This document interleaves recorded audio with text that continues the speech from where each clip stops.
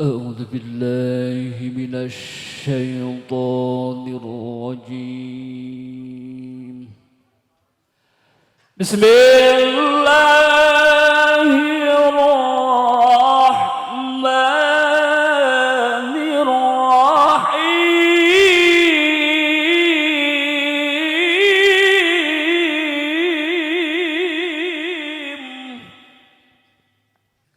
ومن آياته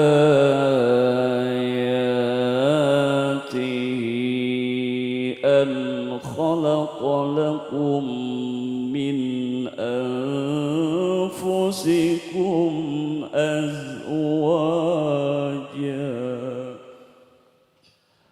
أزواجا لتسكنوا إليها وجعل بينكم مودة ورحمة. ومن آياته أن خلق لكم من أنفسكم أزواجا لتسكنوا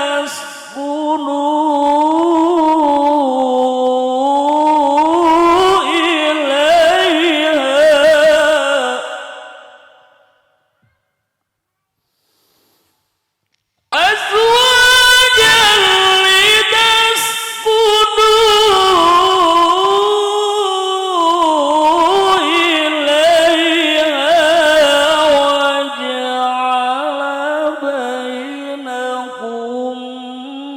مودة ورحمة. إن في ذلك لآيات لقوم يتفكرون.